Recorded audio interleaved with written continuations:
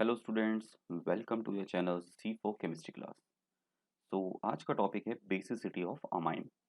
तो previous lecture में हमने कवर किए थे प्रिपरेशंस ऑफ अमाइन। तो आज इनकी केमिकल प्रॉपर्टीज की एक सीरीज शुरू होगी, जिसमें सबसे पहले डिस्कस करेंगे हम बेसिसिटी ऑफ अमाइन। ठीक है, so let's start the basic character then. So basic character के लिए सबसे पहले इंपॉर्टेंट डेफिनेशन बेसिसिटी की क्या है, यानी हमारे पास जो RnH2 है, this RnH2 how is it is going to show the basicity. तो वो सबसे बेसिक फिनोमेना है, आपको इजीली याद करना है कि कहीं से भी इसको प्रोटॉन मिले और ये प्रोटॉन को एक्सेप्ट करने की टेंडेंसी रखता है। ठीक है, तो यहाँ पर अगर ये प्रोटॉन को एक्सेप्ट कैसे करेगा, जस्ट बिकॉज नाइट्रोजन जो अमाइन है उसके पास है लोन पेयर्स। सो लोन पेयर में पहले इलेक्ट्रॉन इसको दिया जाएगा और देने के बाद फिर उसी के साथ बॉन्डिंग की जाएगी। तो डेफिनेटली यहाँ पर RnH3 बनेगा with positive charge. Now this is really important कि इसके ऊपर जो पॉजिटिव चार्ज आया है ये जितना स्टेबलाइज्ड होगा, यानी ये समझ लीजिए कि ये NH2 इंटरेस्ट ही तभी दिखाएगा H पॉजिटिव को एक्सेप्ट करने में, जब इसे पता हो कि यार बीइंग NH3 पॉजिटिव, यानी NH3 पॉजिटिव रहने में मैं स्टेबलाइज्ड हूँ, मेरे ऊपर का पॉजिटिव चार्ज जो है वो डिस्पर्स हो चुका है, वो रिड्यूस हो चुका है। तो बच्चों यहीं पर ही स्टेट आपको समझनी है कि जितना, क्योंकि ये बेसिक बेस है, जितना स्टेबलाइज्ड ये कॉन्जुगेट बेस होगा, कॉन्जुगेट एसिड सॉरी, जितना स्टेबलाइज्ड ये कॉन्जुगेट एसिड होगा उतनी अच्छी इसकी बेसिक प्रॉपर्टी होगी। क्लियर?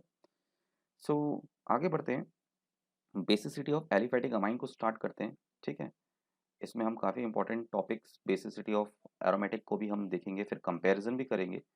ठीक है, लेटर ऑन हम सब कंपेयर भी किया जाएगा। तो बेसिसिटी ऑफ एलिफैटिक अमाइन। ठीक, तो एलिफैटिक अमाइन की अगर हम बेसिसिटी को अगर हम सबसे पहले देखें कि किस तरीके से ये अमाइन अपनी बेसिसिटी दिखाता है, एलिफैटिक अमाइन। तो यहाँ पर आपने देखा कि ये RnH3, इस RnH3 में R का क्या फंक्शन होता है, R जो है वो प्लस आई इफेक्ट दिखाता है, इसकी एबिलिटी होती है प्लस आई इफेक्ट शो करने की। तो वो प्लस आई इफेक्ट से क्या होगा कि जैसे ही ये प्लस आई इफेक्ट दिखाना शुरू करेगा तो ये इलेक्ट्रॉन को इस सेंटर में इस नाइट्रोजन की तरफ को पुश करना स्टार्ट करेगा, जिससे ये पॉजिटिव चार्ज जो है इसका धीरे धीरे रिड्यूस हो जाएगा। ठीक है ना, ये पॉजिटिव चार्ज इसका बढ़ने की बजाय कम हो जाएगा, यानी ये स्टेबलाइज हो रहा है। तो ये इलेक्ट्रॉन की जो पुशिंग टेंडेंसी है, ठीक है, यहाँ पर क्या हो रहा है कि आर पुशेस। ठीक, मैं यहाँ पर आपको छोटे छोटे समराइज करके भी बता देता हूँ कि R pushes the electron and stabilising by stabilising ion, stabilising ion. तो अभी हमने यही तो बात करी थी कि अगर हमारे पास जो कॉन्जुगेट एसिड RnH3 वो स्टेबलाइज्ड होता है तो इसको कोई प्रॉब्लम नहीं है एक्सेप्ट करने में H पॉजिटिव को, यानी बेसिसिटी दिखाने में कोई प्रॉब्लम नहीं है ना। तो यहाँ पर सबसे पहले यही समझना है, stabilising by neutralising the charge. ठीक है, बाय न्यूट्रलाइजिंग चार्ज। तो ये सबसे पहला फिनोमेना है कि R जैसे ग्रुप जो कि अल्काइल ग्रुप इससे जुड़े हुए हैं, तो वो यहाँ पर क्या करते हैं, इलेक्ट्रॉन की पुशिंग करते हैं, जिससे इलेक्ट्रॉन की पुशिंग से ये पॉजिटिव चार्ज रिड्यूस हो जाता है, डिस्पर्स हो जाता है।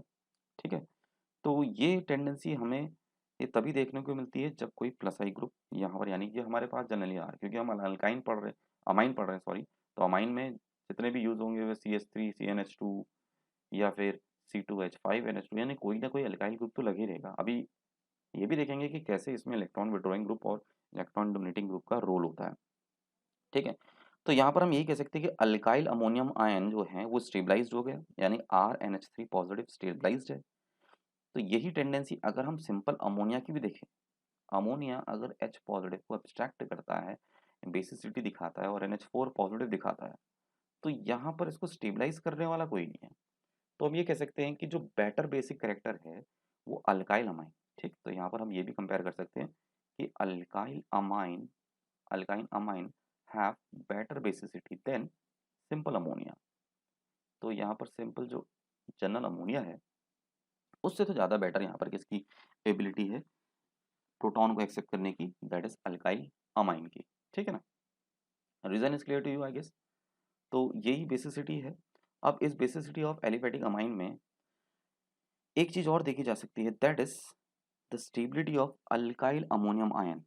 देखिए यहाँ पर इस stability of alkyl ammonium ion जो हमने अभी बात करी, इसको हम एक तरीके से ऐसे भी समझ सकते हैं, अगर हम दो तरीके से इसको समझेंगे। ठीक है, तो यहाँ पर यही लिखते हैं, टॉपिक को बना लेते हैं, स्टेबिलिटी ऑफ अल्काइल, ये ध्यान से समझना बच्चों, अल्काइल अमोनियम आयन को हम दो तरीके से समझेंगे।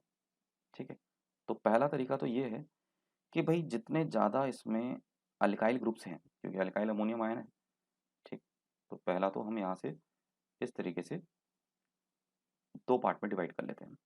फर्स्ट इज कि जितना ज़्यादा इसके ऊपर पॉजिटिव चार्ज रिड्यूस हो जाए, ये उतनी अच्छी बेसिसिटी दिखाएगा। जितना ज़्यादा पॉजिटिव चार्ज रिड्यूस हो जाए, किसका पॉजिटिव चार्ज, आई मैं फिर से बता देता हूँ, RNH3 positive after taking the H positive, basicity shown करने के बाद ये पॉजिटिव चार्ज जितना रिड्यूस हो जाए उतना अच्छा ये बेसिक कैरेक्टर है। तो इस हिसाब से तो टर्शरी इज़ द बेस्ट। तो अगर हम देखें टर्शरी हमारे पास अमाइन है, ठीक है, तो सपोज यहाँ पर हमारे पास CH3N, then CH3 and then we have a CH3, और मान लीजिए इसने किसी प्रोटॉन एक्सेप्ट करके NH बनाया है, ठीक, एक हम सेकेंडरी भी ले लेते हैं, ठीक, सेकेंडरी भी आ जाएगा। तो सेकेंडरी के केस में CH3N and this is secondary, ठीक है, NH था, एक H और एब्स्ट्रैक्ट किया, positive charge, and finally we have a primary amine, ठीक है, RNH3 पॉजिटिव।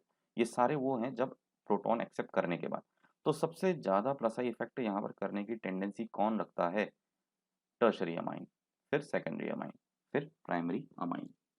तो ये टर्शरी अमाइन की जब एबिलिटी सबसे ज़्यादा स्ट्रॉन्ग प्लस आई इफेक्ट करने की है, तो ये मैक्सिमम एक्सटेंट तक पॉजिटिव चार्ज को रिड्यूस किया जाएगा। यानी जो नाइट्रोजन के ऊपर पॉजिटिव चार्ज पूरा फैला हुआ है ना, वो पॉजिटिव चार्ज की जो पॉजिटिव फील्ड्स हैं, वो पॉजिटिव फील्ड्स क्या होंगी, बहुत हद तक रिड्यूस जाएंगी। तो इसका मतलब सबसे ज़्यादा बेनिफिट तो यहाँ पर नाइट्रोजन को किसी भी प्रोटॉन को एक्सेप्ट करने में है, rather than secondary and primary, क्योंकि सेकेंडरी में दो दो अल्काइल ग्रुप हैं। तो यहाँ पर उस हद तक या उस एक्सटेंट तक पॉजिटिव चार्ज को रिड्यूस नहीं किया जा सकता जितना यहाँ पर टर्शरी कर रहा है।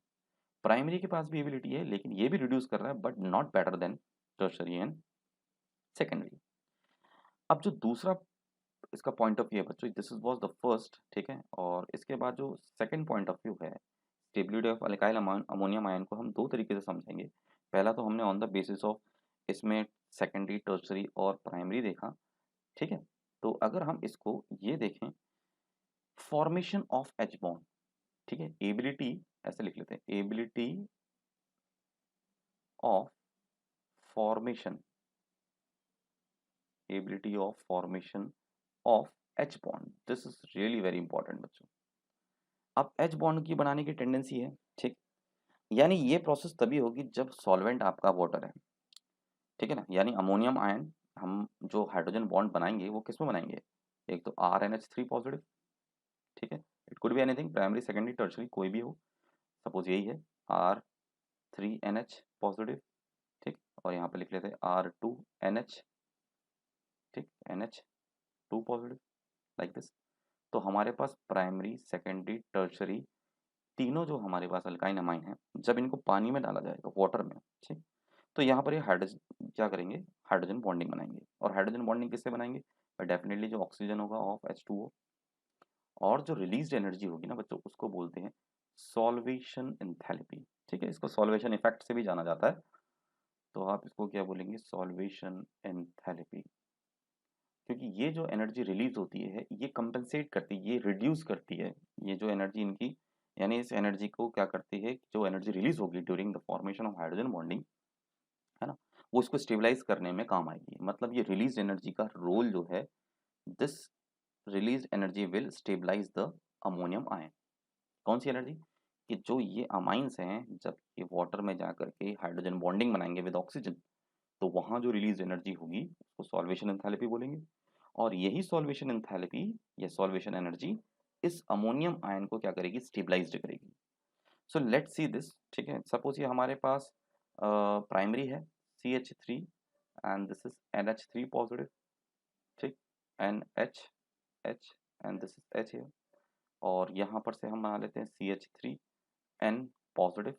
रिमेंबर यहाँ पर बेसिसिटी, बेसिक करेक्टर शो हो चुका है, तो हम उसके बाद एनालाइज कर रहे हैं कि आखिर कितना ज़्यादा ये स्टेबलाइज्ड रहेगा, ठीक है, दिस इज सेकेंडरी, ठीक है, क्लियर है। और ये आपके पास है टर्शरी, ठीक है, CH3N CH3 और यहाँ पर पॉजिटिव चार्ज H। अब वाटर में जो हमारे पास ऑक्सीजन है, ये हमारे पास ऑक्सीजन यही हाइड्रोजन बॉन्डिंग बनाने में यूज होगा, है ना। तो अगर आप देखेंगे प्राइमरी अमाइन में, in case of primary amine, then in secondary amine, then in tertiary amine, तो प्राइमरी अमाइन में जो ऑक्सीजन है वो हाइड्रोजन बॉन्डिंग एक मॉलिक्यूल की बात करें, ठीक है, तो उसमें 3 तरीके से हाइड्रोजन बॉन्डिंग बन सकती है, ठीक है। वही बात हम अगर सेकेंडरी की करें, तो यहाँ पर जो एबिलिटी है, जो टेंडेंसी है, वो हाइड्रोजन बॉन्डिंग बनने की क्या है, 2 टाइम्स, क्योंकि एक हाइड्रोजन ये बनाएगा हाइड्रोजन बॉन्डिंग, दूसरी ये हाइड्रोजन। लेकिन अगर टर्शरी में देखा जाए तो वहाँ पर single H atom can only make a hydrogen bonding, this is the H bonding. अब ध्यान से देखा जाए तो इस एक्वस मीडियम में जो रिलीज एनर्जी है, सॉल्वेशन एंथैल्पी, वो मैक्सिमम है किस में, मैक्सिमम है किस में, solvation enthalpy, solvation enthalpy maximum है प्राइमरी में, और लीस्ट है किसमें, यानी लीस्ट सॉल्वेशन एंथैल्पी को अगर देखा जाए तो वो है आपकी टर्शरी में। तो यानी अगर हम इस ऑर्डर को फॉलो करें कि जिसमें सॉल्वेशन एंथैल्पी स्टेबलाइज करने वाली है इस प्रोटॉन को, यानी इस नाइट्रोजन आयन को, अमोनियम आयन को, तो वो सबसे ज़्यादा स्टेबलाइज्ड होगी किस केस में, प्राइमरी के। यानी सबसे कम स्टेबलाइज्ड होगी वो किस केस में, वो टर्शरी में, क्योंकि टर्शरी में हाइड्रोजन बॉन्डिंग बहुत कम बनी है, हाइड्रोजन ही अवेलेबल बहुत कम है, तो सॉल्वेशन एंथैल्पी भी कम होगी। सॉल्वेशन एंथैल्पी कम होगी तो अमोनियम आयन जो बना है, इसके ऊपर का जो जो इसकी जो स्टेबलाइजिंग है वो बहुत कम होगी, लीस्ट स्टेबलाइज्ड होगा, है ना। तो ये लीस्ट स्टेबलाइज, ये मैक्सिमम स्टेबलाइज। तो यहाँ पर हम ये भी कह सकते हैं कि भाई एक्वस सॉल्यूशन में, तो ठीक है, ये भी आपको समझना है कि एक्वस सॉल्यूशन में यहाँ पर सबसे ज़्यादा जो बेसिसिटी दिखाने की टेंडेंसी है वो किसकी हो गई है, प्राइमरी की, ठीक, प्राइमरी। फिर उसके बाद किसकी बारी है, सेकेंडरी की, और उसके बाद एक बारी टर्शरी की। तो बच्चों इन तीनों से हमें, तीनों फैक्टर्स को अगर हम जोड़ें, ठीक है, तो यहाँ पर हमें एक अलग अलग केसेस देखने को मिलते हैं। And what is that, let's see this, ठीक है, हम इसको कंपेयर करते हैं, क्या कंक्लूजन निकालते हैं कि भाई प्लस आई इफेक्ट में, ठीक है, ये गैसेस फेज में था, तो हम इसको कह सकते हैं कि भाई गैसेस फेज में बेसिसिटी इन गैसेस फेज, बेसिसिटी इन गैस फेज, यहाँ पर सबसे ज़्यादा अच्छा बेसिक करेक्टर जो है वो शो करेगा टर्शरी अमाइन, ठीक, टर्शरी अमाइन की सबसे अच्छी जो है बेसिक बेसिसिटी रहेगी। फिर कंपेयर किया जाएगा, यहाँ पर टर्न आएगी CH3 whole twice NH, that is secondary amine. फिर बेसिसिटी जो लीस्ट होगी वो होगी प्राइमरी अमाइन की CH3NH2, और फिर टर्न जो आएगा वो आएगा अमोनिया, ये गैस के फेज में, ठीक है। तो एक्वस फेज में थोड़ा डिफरेंट है। अब एक्वस फेज में हमारे पास जो ऑर्डर है, उस ऑर्डर के अकॉर्डिंग सबसे अच्छी बेसिसिटी जो दिखानी चाहिए, in basicity in aqueous state, ठीक, बेसिसिटी इन एक्वस फेज। तो basicity in aqueous phase as a result में हमारे सामने, सो बेसिसिटी इन एक्वस फेज में ये ऑर्डर होना चाहिए, क्योंकि सॉल्वेशन एंथैल्पी सबसे ज़्यादा जो थी वो प्राइमरी अमाइन की थी, तो प्राइमरी अमाइन का यहाँ पर हो जाएगा CH3, ठीक है, CH3NH2। Then after that turn आ जाएगी सेकेंडरी अमाइन की CH3 होल ट्वाइस NH। ये तब है जब एक्वस फेज में, यानी जब उसको सॉल्वेंट पे हमने डाला तो वहाँ पर ये प्रॉपर्टी भी कंसिडर की जाएगी। और लास्ट जो होगा हमारे पास CH3 whole thrice N, that means आपका टर्शरी। अब बच्चों यहाँ पर ये समझना है एक्चुअल में ये इसका ऑर्डर नहीं है, यानी लग तो रहा है कि यहाँ पर प्राइमरी, सेकेंडरी एंड टर्शरी में टर्शरी इज द लीस्ट। यहाँ पर रीजन लिख लेता हूँ, ड्यू टू ये हमने किसके बेस में बोल रहे हैं, solvation enthalpy, on the basis of according to solvation enthalpy, ये सॉल्वेशन एंथैल्पी के अकॉर्डिंग था, ठीक हो गया, एक फैक्टर ये पड़ा था, और ये फैक्टर था हमारे due to according to plus I effect, ठीक है। हमने यहाँ पर प्लस आई इफेक्ट और सॉल्वेशन एंथैल्पी की स्टडी तो करी। प्लस आई इफेक्ट के अकॉर्डिंग गैसेस फेज में देखा गया तो प्राइमरी अमाइन है, ठीक है, प्लस आई इफेक्ट तो हर समय रहेगा ही। सॉल्वेशन थेरेपी जरूरी जो वो जरूर जो है एक्वस फेज में रहेगी, जिसमें हमारे पास सबसे अच्छा जो सॉल्वेशन थेरेपी रिलीज करेगा वो कौन करेगा, प्राइमरी। लेकिन देखा जाए तो यहाँ जो केस था, यानी जो प्लस आई इफेक्ट की जो टेंडेंसी, अगर हम ये फेज देखें तो प्लस आई इफेक्ट जो है लीस्ट है वो प्राइमरी में, सॉल्वेशन थेरेपी तो हाई है। एक फैक्टर और है बच्चों जिसको कंसिडर करना बहुत जरूरी है, क्योंकि जो इसका एक्चुअल ऑर्डर बताएगा, ठीक है, एक्सपेरिमेंटल ऑर्डर, और वो है स्टेरिक फैक्टर। ठीक, स्टेरिक फैक्टर का मतलब ये है कि यहाँ पर जो मिथाइल ग्रुप है, ठीक है ना, ये समझ लीजिए जो बल्कि ग्रुप है, मैं कोई एक एग्जांपल ले लेता हूँ स्टेरिक फैक्टर को समझाने के लिए। जो हमारा ये आर ग्रुप है, ये आर ग्रुप किसी भी जो प्रोटॉन दे रहा है, अब कहीं से तो प्रोटॉन आ रहा होगा ना एच पॉजिटिव, तो ये हिंड्रेंस क्रिएट करता है, यानी ये एक तरीके से शील्डिंग जैसी दे देता है कि एच पॉजिटिव को बहुत ज़्यादा मुश्किल होती है। इस तरीके से वो, अगर यहाँ पर एक अल्काइल ग्रुप और आ जाए, ठीक है, तो ये अल्काइल ग्रुप की जो मास्क जैसा बना रहे हैं, कवर कर दे रहे हैं, यानी एक तरीके से पूरा एन को ढक दिया है, स्टेरिक हो रहा है, रिपल्शन हो रहा है। ये जो एसिडिक प्रॉपर्टी लेकर के, यानी जो एसिडिक हाइड्रोजन है, जिसने भी एसिडिक हाइड्रोजन रिलीज किया है, ये release acidic hydrogen in alkyl group के कारण, इनकी बल्कीनेस के कारण रिपेल हो जा रहा है 3 डायमेंशन स्पेस में। सोच के देखो कि नाइट्रोजन अपना इलेक्ट्रॉन तो देना चाह रहा है, लेकिन ये ऐसा एक फील्ड बना रहे हैं, repulsive field, steric field, hindrance कर रहे हैं इसको कि रिपल्शन कर रहा है। तो स्टेरिक फैक्टर के अकॉर्डिंग देखा जाए तो सबसे ज़्यादा अल्काइल ग्रुप तो टर्शरी में होते हैं, ये सबसे ज़्यादा क्या कहते हैं, मैक्सिमम स्टेरिक फैक्टर दिखाएगा, है ना। तो हम यहाँ पर ये ऑर्डर भी कह सकते हैं कि स्टेरिक फैक्टर के अनुसार तो सबसे मैक्सिमम अच्छा जो इसमें सब स्टेरिक फैक्टर के हिसाब से primary, then secondary, and then tertiary. तो ये देखिए एक्सपेरिमेंटली ये देखा गया है कि होना तो चाहिए था ऑर्डर इसका primary, secondary, tertiary. Steric factor भी सपोर्ट करता है ना। प्राइमरी के केस में देखा आपने, वहाँ पर ज़्यादा अल्काइल ग्रुप नहीं है, एसिडिक हाइड्रोजन को प्रोटॉन देने में कोई प्रॉब्लम नहीं होगी।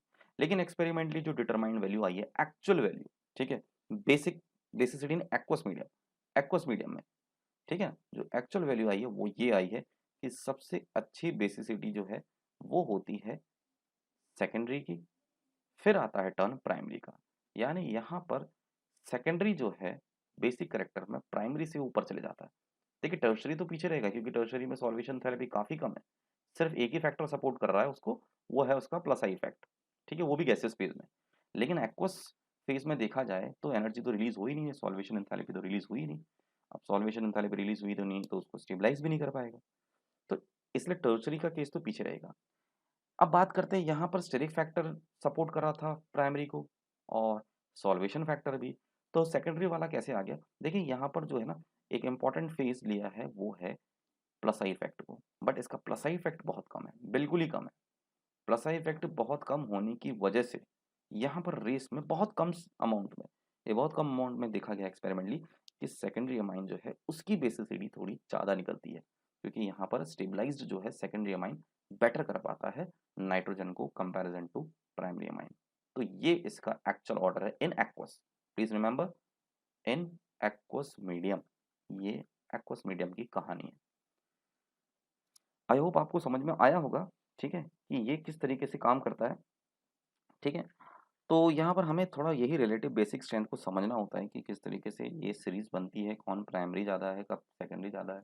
गैसेस फेज में तो ठीक है टर्शरी, लेकिन एक्वस फेज में अदर फैक्टर भी काम आते हैं, स्टेरिक फैक्टर भी काम आता है। फिर एक्सपेरिमेंटली ये पता चला कि सेकेंडरी ज़्यादा है, reason is there, reason is clear, reason वही है कि प्राइमरी को होना चाहिए था सपोर्टिव। यहाँ पर एक्वस में सॉल्वेशन थेरेपी भी ज़्यादा है, स्टेरिक फैक्टर भी बहुत कम है, लेकिन क्या है कि उसका प्लस आई इफेक्ट बिल्कुल ही कम है। प्लस इफेक्ट इतना कम है कि वो स्टेबलाइज नहीं कर पा रहा ऑन कंपैरिजन टू, ठीक है। अब ये इफेक्ट प्लस आई इफेक्ट तो एक्वस फेज और गैसेस फेज दोनों में ही रहेगा, लेकिन जो सॉल्वेशन थेरेपी वो केवल एक्वस में ही रहेगी ना। तो you can understand in this way also. कुछ और बात भी करते हैं, जैसे कि basicity of other nitrogen containing compound, कहाँ हो सकता है कि अदर नाइट्रोजन कंटेनिंग कंपाउंड हो, वहाँ पर हम कैसे समझेंगे। जैसे इलेक्ट्रोनेगेटिविटी ऑफ नाइट्रोजन है, तो देखिए यहाँ पर सबसे बड़ा फैक्टर ये एक और आता है, ठीक है। आई होप आपको प्राइमरी, सेकेंडरी, टर्शरी क्लियर होगा। अब आगे को बढ़ते हैं, और उसके अकॉर्डिंग जो बेसिसिटी है, ठीक है, वो इनवर्सली प्रोपोर्शनल है इलेक्ट्रोनेगेटिविटी के। Basicity is inversely proportional to electronegativity of nitrogen, ठीक। तो नाइट्रोजन की इलेक्ट्रोनेगेटिविटी जितनी कम होगी, ठीक है, इलेक्ट्रोनेगेटिविटी का मतलब तो सभी को क्लियर है, a tendency to attract the shared pair of electron. तो नाइट्रोजन की इलेक्ट्रोनेगेटिविटी अगर ज़्यादा होगी तो बेसिसिटी कम होगी, यानी इलेक्ट्रॉन इलेक्ट्रॉन को देने की टेंडेंसी। देखिए इलेक्ट्रोनेगेटिविटी का मतलब क्या है, अगर मैं एक सिंपल सा मीनिंग बताऊं, जैसे नाइट्रोजन और हाइड्रोजन है, यहाँ शेयरिंग हुई है, और शेयरिंग के बाद ये नाइट्रोजन धीरे धीरे इलेक्ट्रॉन को अपनी तरफ पुल करने लगे, जिससे हम जानते हैं कि स्लाइटली नेगेटिव चार्ज और स्लाइटली पॉजिटिव चार्ज की एबिलिटी आती है, यही इलेक्ट्रोनेगेटिव एलिमेंट का नेचर होता है।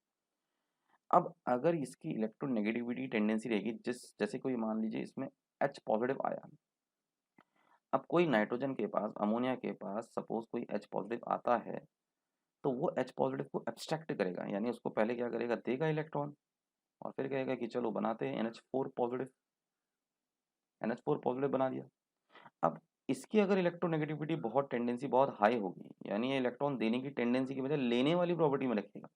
इलेक्ट्रोनेगेटिविटी मतलब क्या होता है, शेयर्ड पेयर को खींचना, ठीक है। तो इसका मतलब थोड़ी देर में तो एक स्टेट ऐसी आ जाएगी कि ये बहुत हाई इलेक्ट्रोनेगेटिव है और यहाँ से इलेक्ट्रॉन को कंटिन्यूसली खींचे जा रहा है, ठीक। तो जिससे थोड़ी देर बाद ऐसी स्टेट आ जाएगी, ये हाइड्रोजन फिर से बाहर निकल जाएगा और ये वापस अमोनिया बन जाएगा, है ना। तो इलेक्ट्रोनेगेटिव एलिमेंट का तो ये नेचर तो बेसिसिटी को सपोर्ट ही नहीं करता है, बेसिसिटी को सपोर्ट ही नहीं करता। इसी वजह से अगर कंपैरिजन किया जाए नाइट्रोजन और ऑक्सीजन में, तो ऑक्सीजन ज़्यादा इलेक्ट्रोनेगेटिव एलिमेंट है। इसीलिए बोला जाता है कि अल्कोहल्स आर, या ये कहा जाए कि अमोनिया या नाइट्रोजन अमाइंस जो हैं, ठीक, ये ज़्यादा बेटर बेसिक होते हैं अल्कोहल्स और ईथर से, ठीक है ना।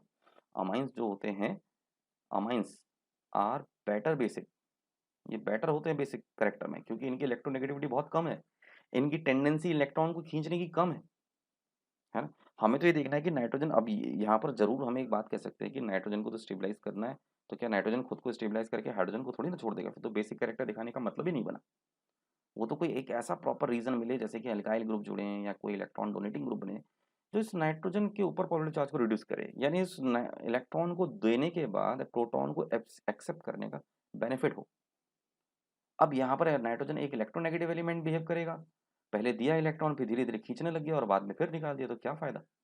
तो इसीलिए इलेक्ट्रोनेगेटिविटी ऑफ नाइट्रोजन जो है सपोर्ट नहीं करती है, यानी कम से कम इलेक्ट्रोनेगेटिविटी होगी, ठीक है, बेसिसिटी उतनी ही ज़्यादा होगी। इसी रीजन से जो है ऑक्सीजन ज़्यादा इलेक्ट्रोनेगेटिव एलिमेंट है, तभी कहते हैं night amines are better basic than, amines are better basic than C2H5OH, क्योंकि अल्कोहल है, इसकी बेसिसिटी, ठीक है, यानी एक्सेप्ट करने की टेंडेंसी, है ना। OH में ऑक्सीजन जो इलेक्ट्रॉन को एक्सेप्ट करने की टेंडेंसी वो अमाइन की ज़्यादा होती है, comparison to ether also, ether से भी कंपेयर कर सकते हैं।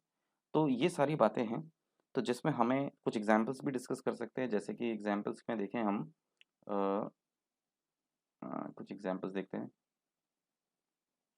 ठीक है। ये पॉइंट याद रखेंगे, basicity is inversely proportional to electronegativity. जैसे कि एग्जांपल हमारे पास है कुछ पिरिडीन का ले लेते हैं और एक साइक्लिक, ठीक। तो यहाँ पर नाइट्रोजन N, ठीक है, और ये कॉन्जुगेशंस पाई, और यहाँ पर लोन पेयर्स है, ठीक है।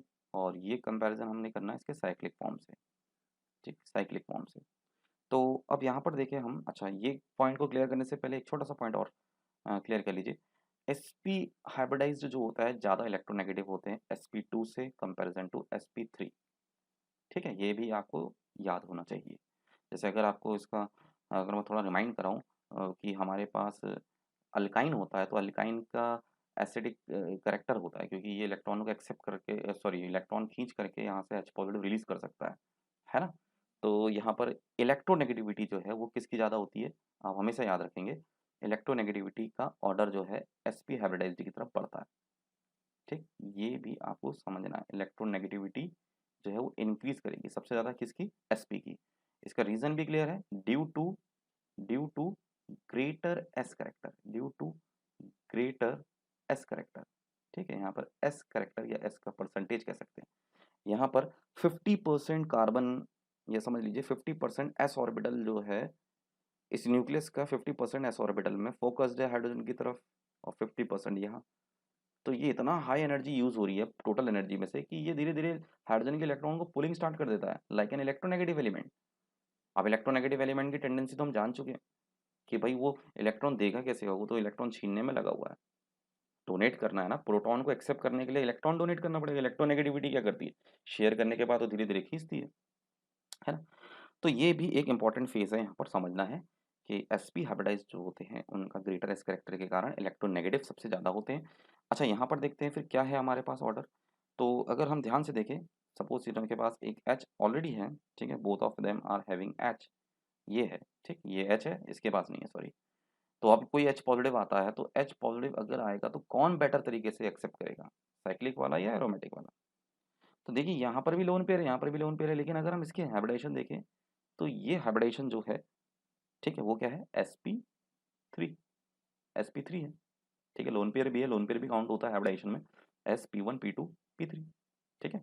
और अगर हम यहाँ देखें तो पाई बॉन्ड तो काउंट होगा नहीं, दो सिग्मा बॉन्ड है हमारे पास ऑलरेडी, और इस फेज में इसके पास है sp2, लोन पेयर दोनों के पास है, इस नाइट्रोजन के पास भी लोन पेयर है, इधर नाइट्रोजन के पास भी लोन पेयर है। ये भी इस प्रोटॉन को एक्सेप्ट कर सकता है इलेक्ट्रॉन दे करके, और ये नाइट्रोजन भी कर सकता है, लेकिन ज़्यादा कौन करेगा। अब हम भी अभी हमने देखा इलेक्ट्रोनेगेटिव का कॉन्सेप्ट, sp2 जो है वो ज़्यादा इलेक्ट्रोनेगेटिव है किससे, sp3 से। अब ज़्यादा इलेक्ट्रोनेगेटिव होने की वजह से ये इलेक्ट्रॉन जब देगा तो ये टेंडेंसी क्या करेगी, इसकी बेसिसिटी को रिड्यूस करेगी। तो more the electronegative element lesser is the basicity, तो इसका मतलब हमारा साइक्लिक फॉर्म जो है विनर है, ये ज़्यादा अच्छा बेसिसिटी करेक्टर देगा, यानी ये इलेक्ट्रॉन, ये प्रोटॉन को एक्सेप्ट भी करेगा, और एक्सेप्ट करने के बाद अपनी इलेक्ट्रोनेगेटिविटी किसकी कम है कि इस हाइड्रोजन से इलेक्ट्रॉन छीनेगा भी नहीं, कि वापस वो H पॉजिटिव बन जाए, ऐसा ऐसी स्टेट ये नहीं आने देगा। वहीं पर ही इस नाइट्रोजन इस पिरीडियम के साथ ये केस हो जाएगा, ठीक है। सेम केस हम यहाँ पर एक एग्जाम्पल और पढ़ सकते हैं, ठीक, अगर हमारे पास कोई इस तरह का कंपाउंड है RNH2 है, ठीक, और सपोज हमारे पास यहाँ पर RCH trip double bond NH, ठीक है, यहाँ पर हमारे पास ट्रिपल बॉन्ड NH कर लेते हैं, नाइट्रोजन तो 3 बॉन्ड बनाएगा, ट्रिपल बॉन्ड NH, ठीक। तो ट्रिपल बॉन्ड नाइट्रोजन के साथ बना हुआ है, और ठीक, CH ट्रिपल बॉन्ड, मेरे ख्याल से यहाँ पर मैंने ज़्यादा बॉन्ड बना दिए, ये डबल बॉन्ड ही रहने दे तो ज़्यादा बेटर है, ठीक। और अगर हमारे पास RC ट्रिपल बॉन्ड N कर लें, तो आपको पता है कि सबसे ज़्यादा इलेक्ट्रोनेगेटिव एलिमेंट यहाँ पर इस समय जो स्टेट है वो कैसी हाइब्रिडेशन है, sp हाइब्रिडाइज्ड स्टेट है ना। तो sp हाइब्रिडाइज्ड स्टेट होने की वजह से, ठीक है, तो sp हाइब्रिडाइज्ड स्टेट होने की वजह से ये आपका क्या हाईएस्ट इलेक्ट्रोनेगेटिव एलिमेंट है, सो लेसर इज द बेसिसिटी। तो इसमें सबसे अच्छा बेसिक जो है जिसकी हाइब्रिडाइजेशन क्या है आपकी sp3 है ना, ये sp2 हो गया। इलेक्ट्रोनेगेटिविटी बढ़ती जा रही है, इलेक्ट्रोनेगेटिविटी बढ़ रही है, बेसिसिटी कम हो रही है, इलेक्ट्रोनेगेटिविटी इंक्रीज हो रही है, ठीक, और बेसिसिटी क्या हो रही है, डिक्रीज हो रही है, बेसिसिटी डिक्रीज हो रही है। तो ये फैक्टर्स हमें समझने पड़ेंगे, ठीक है। इसी के बाद हम ये चीज़ जो है आगे, अगर हमारे पास अल्काइन ग्रुप है, देखिए मैं इसी को एक एग्जांपल हम और देख सकते हैं इसी में, वो एग्जाम्पल है, let me just show you. For example अगर हमारे पास कुछ ऐसा आ जाता है, देखिए यहाँ पर CH3 है और CH2 भी है, ठीक, CH2 then NH2, primary amine है, ठीक है। इस प्राइमरी अमाइन के साथ यहाँ पर हम कंडीशन कुछ ऐसी रख देते हैं कि सपोज CH3 CH2, और सॉरी इसको CH को हटा देते हैं, डबल बॉन्ड CH बना लेते हैं, double bond CH then NH2, ठीक है, आप समझिएगा। और एक स्टेट और ले लेते हैं CH3 C triple bond C, और यहाँ पर फिर से NH2। तो अब इसमें से बताइए, ठीक है, आउट ऑफ दिस क्या क्या हो गया हमारे पास, A B C। तो A B C में से ज़्यादा एसिडिक करेक्टर, या सॉरी ज़्यादा बेसिक करेक्टर कौन दिखाएगा। अभी तक काफ़ी ज़्यादा एसिडिक प्रॉपर्टी पढ़ ली ना, तो वही रिमाइंड चल रहा है, ठीक है। आप कंपेयर करते हैं, देखिए यहाँ पर जो नाइट्रोजन अटैच्ड है कार्बन से, ये sp3 हाइब्रिडाइज्ड है, ठीक है, ये sp3 हाइब्रिडाइज्ड। ये कार्बन जो अटैच्ड है ये sp2 है, और दिस इज द sp3। और ये ग्रुप जो है आपका क्या करता है, minus I effect, minus I effect करेगा, है ना। इसकी टेंडेंसी क्या है, माइनस आई इफेक्ट करने की है। तो माइनस आई इफेक्ट जब होगा, ठीक है, ये भी माइनस आई इफेक्ट करेगा, मान लेते हैं इसमें जैसे कंपैरिजन में चल रहा है लीस्ट करेगा भले ही। अब हम तो जानते हैं कि जैसे ही प्रोटॉन एक्सेप्ट होगा, तो प्रोटॉन एक्सेप्ट करने के बाद तो ये नाइट्रोजन आपका क्या बन जाएगा, पॉजिटिव चार्ज। अब ये पॉजिटिव चार्ज बन गया है तो माइनस आई इफेक्ट, ये तो प्लस आई इफेक्ट करेगा, सॉरी ये प्लस आई इफेक्ट करेगा। बाकी जो आपके अल्कीन और अल्काइन है ये माइनस आई इफेक्ट करेंगे, यानी C H double bond C H ये पूरा पार्ट माइनस आई इफेक्ट करता है और इस सी ट्रिपल बॉन्ड सी ये भी माइनस आई इफेक्ट करता है, यहाँ पर C H two plus I effect करेगा। तो आप ये समझो कि ये जो प्रोटॉन एक्सेप्ट करेगा, प्रोटॉन एक्सेप्ट करने के बाद ये क्या बन जाएगा, प्रोटॉन एक्सेप्ट करेगा तो ये बन जाएगा NH2 पॉजिटिव, NH3 पॉजिटिव, ये भी NH3 पॉजिटिव, ये भी NH3 पॉजिटिव। अब आप समझो जैसे ही NH3 पॉजिटिव बनेगा, चलो ये तो प्लस आई इफेक्ट करके उसके उसके ऊपर जो पॉजिटिव चार्ज है उसको रिड्यूस कर देगा। नाइट्रोजन के ऊपर जो पॉजिटिव चार्ज है CH2 जब प्लस आई इफेक्ट करेगा तो नाइट्रोजन के ऊपर के पॉजिटिव चार्ज को रिड्यूस कर देगा। लेकिन CH डबल बॉन्ड CH जो है वो पॉजिटिव चार्ज को रिड्यूस नहीं करेगा बल्कि और बढ़ा देगा, है ना। एक तो पॉजिटिव चार्ज आया, ऊपर से नेगेटिव चार्ज लेकर के इलेक्ट्रॉन को पुल कर रहा है ना। और वहीं पर ही हम देखें ये sp हाइब्रिडाइज्ड, sp हाइब्रिडाइज्ड वाला जो है ये तो और ज़्यादा इलेक्ट्रोनेगेटिव एलिमेंट है। ये तो इलेक्ट्रॉन की पुलिंग और ज़्यादा करेगा, नाइट्रोजन के ऊपर के पॉजिटिव चार्ज को और इंक्रीज कर देगा। तो इस वजह से भी यहाँ पर क्या देखने को मिलता है कि इस तरीके से हमारे पास लीस्ट बेसिक करेक्टर कौन हो गया, सी। फिर उससे थोड़ा बेटर कह सकते हैं, या हम ये कहेंगे कुछ हद तक ये भी पॉजिटिव चार्ज बढ़ाएगा लेकिन उतना नहीं बढ़ाएगा जितना sp हाइब्रिडाइज्ड कार्बन बढ़ाएगा। तो बारी आएगी सी बी की, और सबसे अच्छा बेसिक करेक्टर यहाँ पर ए दिखाएगा क्योंकि वहाँ पर तो CH2 ग्रुप लगा है जो कि प्लस आई इफेक्ट करता है।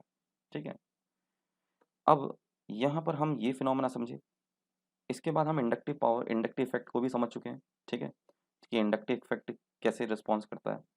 जैसे कि अगर हम इंडक्टिव इफेक्ट में ऑलरेडी हमने डिस्कस किया, आई होप ये आपने क्लियर नोट कर लिया होगा, इसको इरेज कर देते हैं। जैसे कि एक एग्जांपल हम ये भी देख सकते हैं।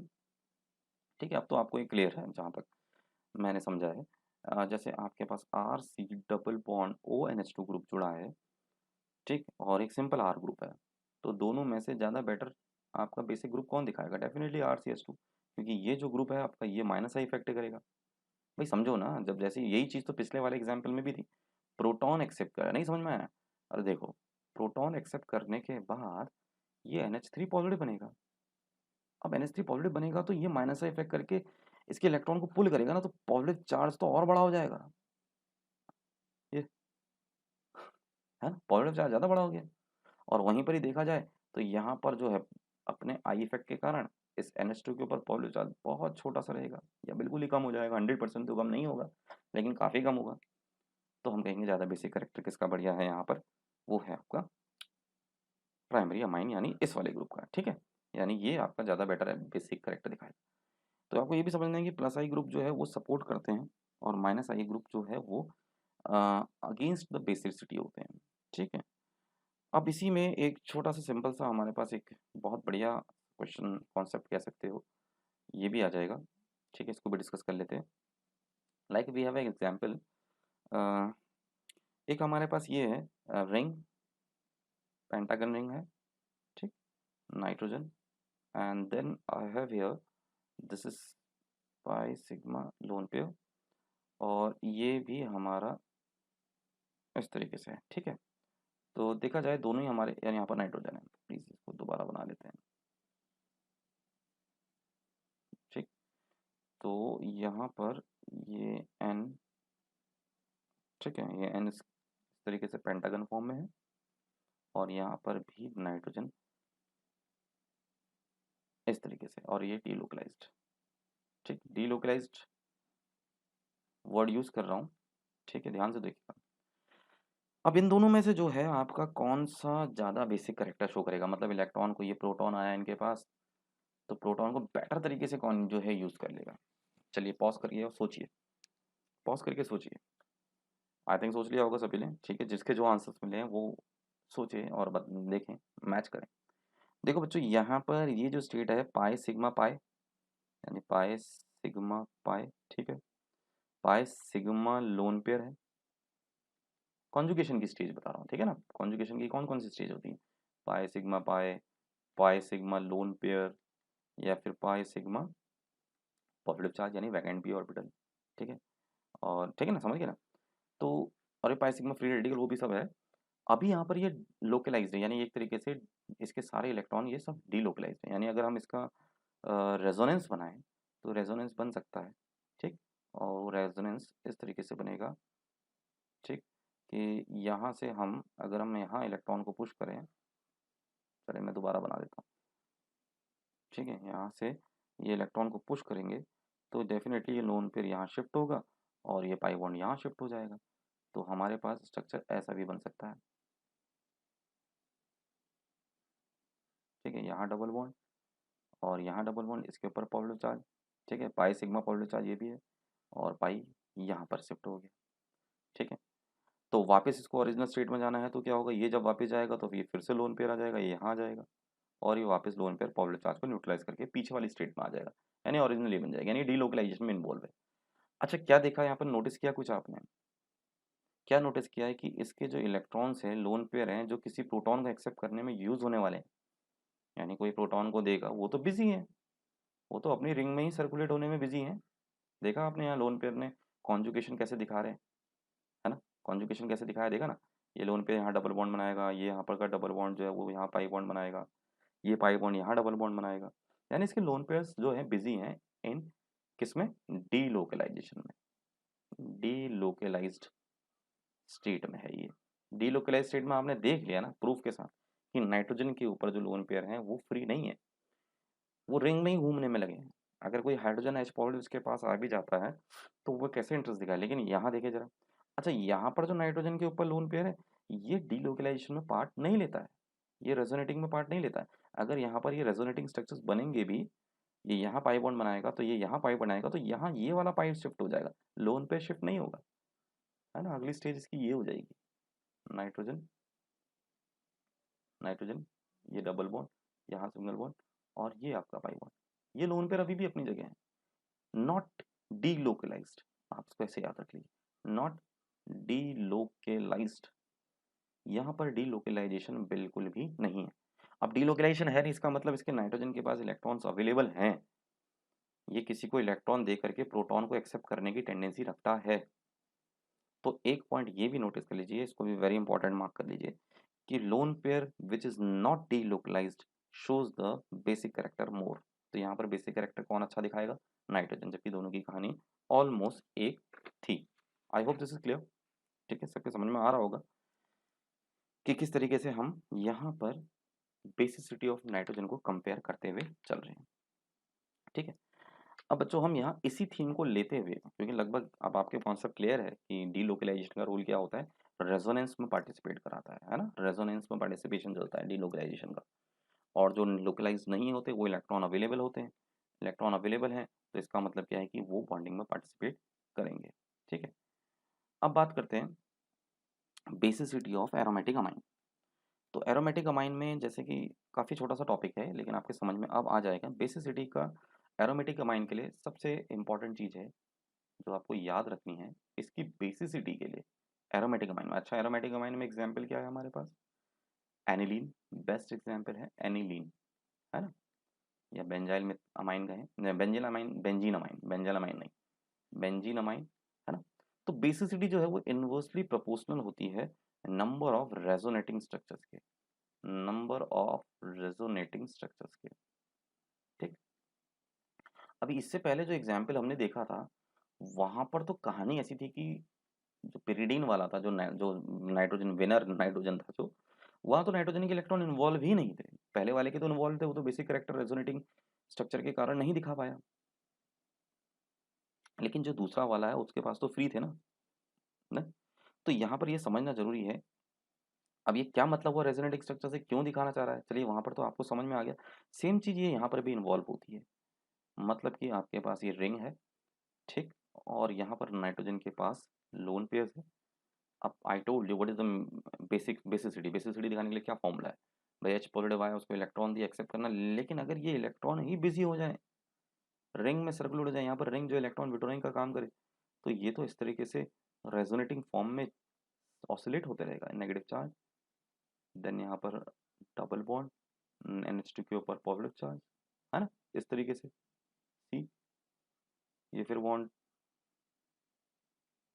इस तरीके से यहाँ पर डबल बॉन्ड बनाएगा, ये नेगेटिव चार्ज यहाँ शिफ्ट हो जाएगा, ठीक, पाई बॉन्ड और NH2 के ऊपर पॉजिटिव चार्ज। देख रहे हैं आप किस तरीके से नेगेटिव चार्ज यहाँ पर ऑसिलेट हो रहा है, फिर हमारे पास रिजल्ट आ जाएगा ये, यहाँ पर नाइट्रोजन के ऊपर डबल डबल बॉन्ड और ये पॉजिटिव चार्ज, नेगेटिव चार्ज, और अल्टीमेटली क्या होगा फाइनली, फिर से ये इस फॉर्म में वापस अपने फॉर्म में एग्जिस्ट करेगा। तो इसमें क्या नोटिस किया आपने कि जो एनिलीन में जो नाइट्रोजन है उसकी स्टेट तो कंटिन्यूसली कैसी है। अगर हम देखें 1 2 3 4 5, अगर मैं इसका हाइब्रिड भी बनाता हूँ तो उसके हाइब्रिड स्ट्रक्चर में क्या देखोगे आप कि भाई यहाँ पर एक तो नेगेटिव चार्ज ऑसिलेट कर रहा है, पार्शियल नेगेटिव चार्ज, दूसरा इस नाइट्रोजन में डबल बॉन्ड भी आ रहा है, और तीसरा इसके ऊपर पार्शियल पॉजिटिव चार्ज है। अब लो भाई, इसके ऊपर तो पॉजिटिव चार्ज आ गया पार्शियल, ये इसका हाइब्रिड स्ट्रक्चर है, यानी सभी स्ट्रक्चर की आत्मा एक ही में आ गई। तो यहाँ पर नाइट्रोजन के ऊपर जो पार्शियल पॉजिटिव चार्ज है, वो पार्शियल पॉजिटिव चार्ज ये शो करता है कि ये किसी को प्रोटॉन एक्सेप्ट करने की टेंडेंसी में नहीं है। नाइट्रोजन के पास लोन पेयर एक स्ट्रक्चर का फॉर्म है, फर्स्ट और लास्ट में, लेकिन जो रेस्ट ऑफ द थ्री है बीच में देख रहे हो, वहां पर उसकी स्टेट कैसी है, पॉजिटिव चार्ज, किसी प्रोटॉन को एक्सेप्ट करने की हालत में नहीं है वो। और जितना ज्यादा रेजोनेटिंग स्ट्रक्चर दिखाएगा, अभी तो कितना दिखा रहा है, 1 2 3 4 5, सपोज मान लीजिए कि यहाँ पर इस तरीके से कोई स्ट्रक्चर हो, ठीक है, ये रिंग है एंड दिस इज NH2, ठीक है, नॉट NH2 NH, और यहाँ पर C6H5, तब तो ये बिल्कुल ज़्यादा बन जाएंगे। जैसे एक ने 5 बनाया तो बाकी दो मिलाकर टोटल तो यहाँ पर 10 बन जाएंगे, ठीक है। मतलब अगर हम इनके अपने ना गिने तो, मेरी बात समझ में आ रही है आप लोगों के, कि जितने ज़्यादा रेजोनेटिंग स्ट्रक्चर देखेंगे, देखिए इसने एक ही बनाया है, ये आपके जितने बनाएगा, ये कितने बनाएगा, 7 तब भी बनाएगा एटलीस्ट। रेजोनेटिंग स्ट्रक्चर चलते रहेंगे, फिर पॉजिटिव चार्ज आएगा, फिर इसकी टर्न आएगी, फिर इसकी टर्न, यानी एक ऐसी स्टेट आएगी जहाँ पर नाइट्रोजन के पास पॉजिटिव चार्ज की स्टेट ज़्यादा रहेगी, या ये कहेंगे probability of containing probability of holding a positive charge is maximum, therefore it is not in a state to accept any proton, basicity show करने की स्टेट में नहीं है। क्लियर हो गया। तो ये आपको अपने समझना है, कुछ इंपॉर्टेंट फैक्टर्स हैं, ठीक है, ये इंपॉर्टेंट फैक्टर्स आपको समझना है। तो इससे ये भी पता लगता है कि एनिलीन जो है वो बहुत वीक बेस है, तो इसको नोट कर लीजिए कि aniline are weaker base, aniline are weaker base, ठीक, weaker base then aliphatic amine, या एक एग्जाम्पल के तौर पे हम लिख सकते हैं इथाइल अमाइन, ठीक है, दोनों प्राइमरी है ना, हम NH2 में ये भी तो प्राइमरी है, ठीक है ना, तो दोनों प्राइमरी में आप देख सकते हैं, एरोमेटिक और एलिफेटिक में आपका एनिलीन जो है वो वीकर बेस है। Reason is in the front of you कि मैक्सिमम स्टेट उसकी रेजोनेटिंग स्ट्रक्चर्स में है, उसके इलेक्ट्रॉन फ्री नहीं है, किसी को देने के स्टेट में नहीं है। More the resonating structure lesser is the basicity, ठीक है। अब देखते हैं कि यहाँ पर से, ठीक है, I hope this is clear to everyone, क्या हो कि अगर इसमें सब्स्टिट्यूटेड ग्रुप आ जाए, ठीक है, ये बात इनकी जो है एक्सपेरिमेंटली आप चेक भी कर सकते हैं, इनकी PKB वैल्यू, ठीक है, PKB value, please not PKA, हाँ, तो PKB वैल्यू जो है जितनी लेस होगी, लेसर द PKB वैल्यू, ठीक है, तो यहाँ पर हम इसको इन्वर्सली प्रोपोर्शनल बना सकते हैं, किसके, बेसिसिटी के, बेसिसिटी के इन्वर्सली प्रोपोर्शनल है PKA की वैल्यू। तो जितनी कम PKA की वैल्यू होगी उतना अच्छा वो क्या होगा, बेसिक कैरेक्टर शो करेगा। अब बात करते हैं यहाँ पर इनके basic city of the substituted, ठीक है, हम यहाँ पर देखेंगे कि सब्स्टिट्यूटेड फॉर्म में क्या होगा, कि सब्स्टिट्यूटेड एरोमेटिक अमाइंस में क्या होगा, अगर कुछ इसमें ऐसे ग्रुप आ जाए जो इलेक्ट्रॉन विड्रॉइंग ग्रुप हो या फिर इलेक्ट्रॉन डोनेटिंग ग्रुप हो, ठीक है ना, तो उसको अगली जो इसी से टॉपिक है वो है basicity of substituted, substituted aromatic amine,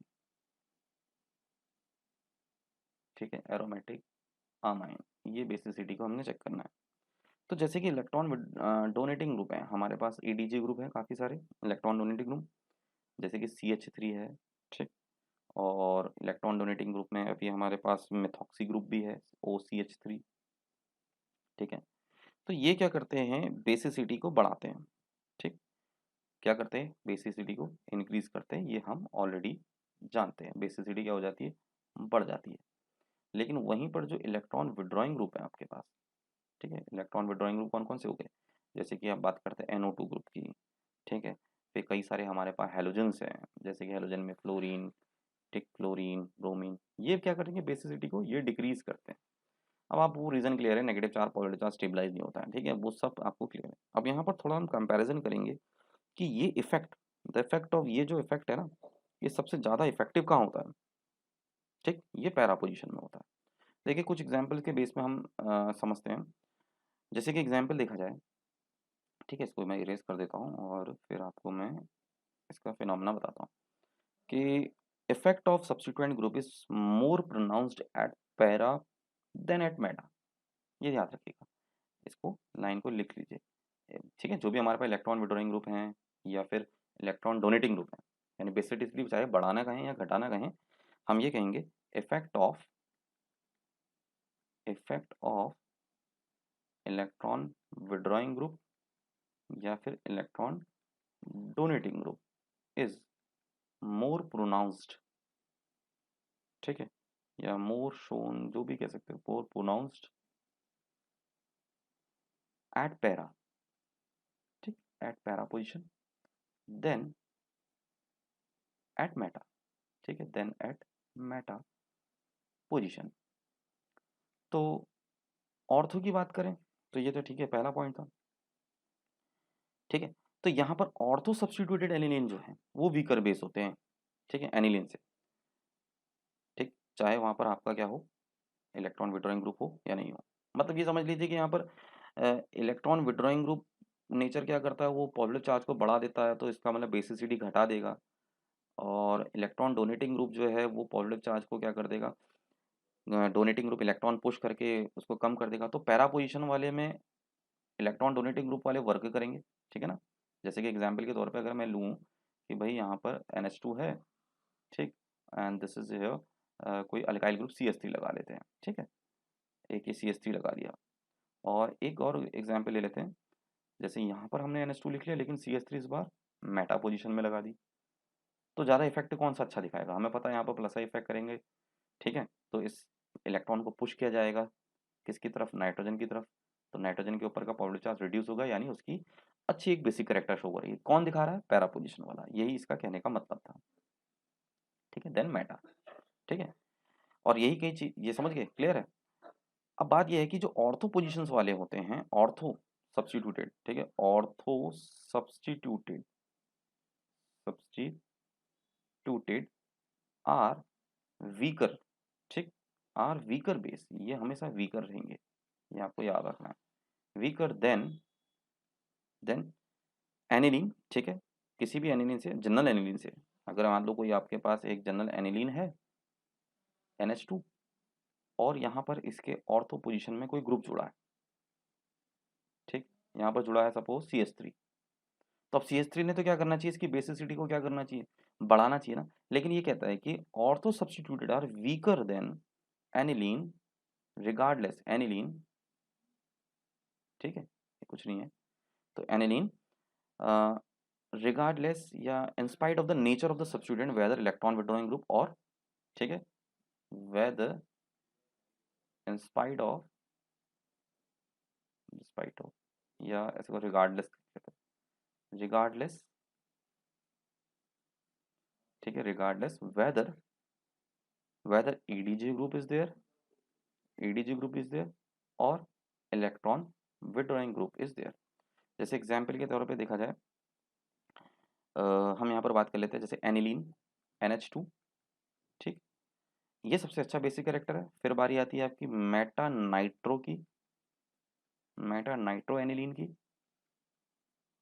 ठीक है, यहाँ पर इसको एनिलीन लिखेंगे, ठीक है, बेंजीन की रिंग के ऊपर aniline, aniline then meta nitro aniline better है, ठीक है, क्योंकि नाइट्रो ग्रुप क्या करता है, इलेक्ट्रॉन विड्रॉइंग ग्रुप है, तो ये बेसिसिटी कम करता है। तो मेटा पोजीशन में क्या होता है कि सबसे ज़्यादा बेसिसिटी, यानी, ठीक है ना, तो बेसिसिटी को ज़्यादा कम कौन करेगा, मेटा पोजीशन। फिर बारी आती है आपकी पैरा की, यानी पैरा नाइट्रो की बारी आएगी, पैरा नाइट्रो एनिलीन, ठीक। फिर बारी आएगी आपकी ऑर्थो की, ऑर्थो लास्ट में रहेगा। इस प्रॉपर्टी को ऑर्थो की, ऑर्थो नाइट्रो एनिलीन, ऑर्थो की इस प्रॉपर्टी को कहा जाता है ऑर्थो इफेक्ट।